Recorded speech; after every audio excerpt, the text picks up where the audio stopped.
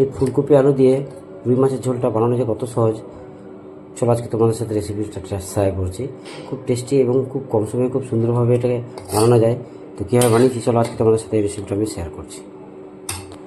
প্রথমে এই ধুয়ে রাখা মাছগুলোকে ম্যারিনেট করে নেবো। অল্প একটু নুন দিয়ে দিলাম, দিয়ে দিচ্ছি হলুদ গুঁড়ো, আর দিয়ে দেবো সর্ষের তেল, দিয়ে এটাকে ভালো করে মেখে নেব।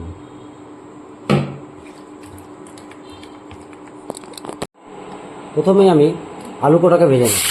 লম্বা লম্বা করে কেটে রাখা আলুগুলোকে আমি ভেজে নিচ্ছি।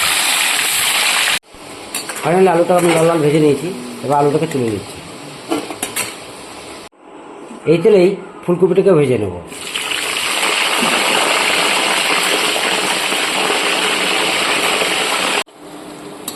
ফুলকপিটা আমার লাল লাল ভাজা হয়ে গেছে, এবার এগুলোকে আমি তুলে নিচ্ছি।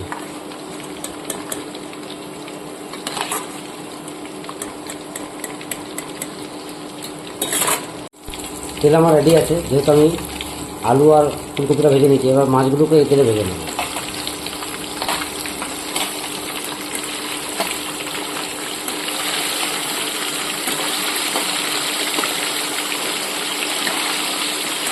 এবার ভালো করে মাছগুলোকে ভেজে নিচ্ছি। দেখি মাছগুলো ভালো ভাজা হয়ে গেছে, এবার আমি তুলে নিচ্ছি। ফাইনালি মাছগুলো আমার ভাজা হয়ে গেছে, 2 পিস ভেজে নিয়েছি, এবার তুলে নিচ্ছি। তো ফাইনালি আমার মাছগুলো ভাজা হয়ে গেল। এবার ফাইনালি দেখো আমি মাছগুলোকে ভেজে নিয়েছি, এবার চলো ঝোল বানাবো। ফাইনালি মাছগুলো আমার সব ভাজা হয়ে গেছে, দেখতে পাচ্ছ। এবার চলো এর জন্য এবার ঝোলটাকে বানাই। তেল আমি আগে চাপিয়ে দিয়েছিলাম, ফোড়ন হিসেবে কালো জিরে, শুকনো লঙ্কা, তেজপাতা দিয়ে দিচ্ছি। এবার এটাকে কিছুক্ষণ হতে দেবো। অ্যাড করে দিচ্ছি পেঁয়াজ কুচি।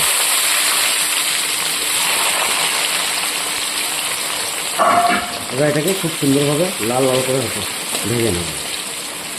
অ্যাড করে দিচ্ছি 2 দানা চিনি। তার সাথে সাথে অ্যাড করে দিচ্ছি আদা রসুন কাঁচা লঙ্কা পেস্ট।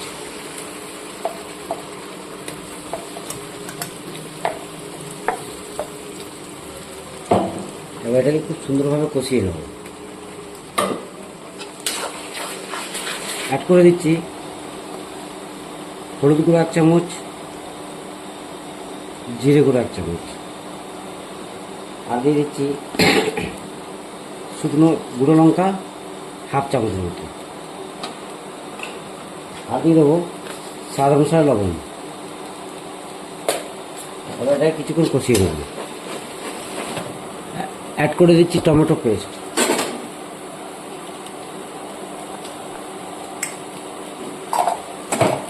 এবার এটাকে কিছুক্ষণ হতে দেবো, যতক্ষণ না কাঁচা গন্ধটা যাচ্ছে ততক্ষণ কষিয়ে নেব।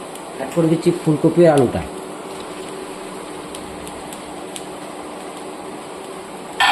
এটা কিছুক্ষণ কষিয়ে নেব। অ্যাড করে দিচ্ছি গরম জল। এর পরিবর্তে ঠান্ডার জলও দিতে পারো, কিন্তু আমার কাছে অপশান আছে বলে আমি দিয়ে দিলাম। যেহেতু আমার একটু তাড়াতাড়ি হবে এই জন্যে, কেননা ক্যান্টিনের কাজ তো একটু বেশি করে 1:30টার মধ্যে আমাকে লাঞ্চ রেডি করতে হবে, সেই হিসেবে আমি রেডি করছি। তো একটুখানি বেশি পরিমাণে জলটা দিয়ে দিলাম। এবার এটাকে ফুটতে দেবো, তার আগে আমি এর মধ্যে অ্যাড করে দেবো মাছগুলোকে। আমি অ্যাড করে দেবো।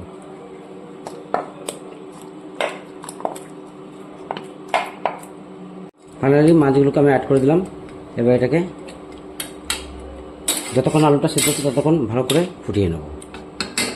ফাইনালি ঢাকনাটা সরিয়ে আমি দেখে নিচ্ছি একবার। দেখো আমার ফুলকপি আলু দিয়ে মাছের ঝোল রেডি। আলুটাকে সেদ্ধ হয়ে গেছে, দেখছো আলু সেদ্ধ হয়ে গেছে, ফুলকপিও আমার সেদ্ধ হয়ে গেছে। চলো নামানোর আগে অবশ্যই একটু ধনেপাতা ছড়িয়ে এটাকে ফ্রিজ করবো। চলো বন্ধুরা, ভালো লাগলে অবশ্যই ভালো মন্দ অবশ্যই কমেন্ট করে জানাবে বন্ধুরা। চলো এবার নামিয়ে নিচ্ছি, এবার এটাকে সার্ভ করে যাবে। Thank you. ফাইনালি মাছের ঝোলটা আমি নামিয়ে নিয়েছি, এবার এটাকে সার্ভ করা যাবে। চলো বন্ধুরা, কেমন হয়েছে অবশ্যই ফিডব্যাক শেয়ার করবে। Thank you very much.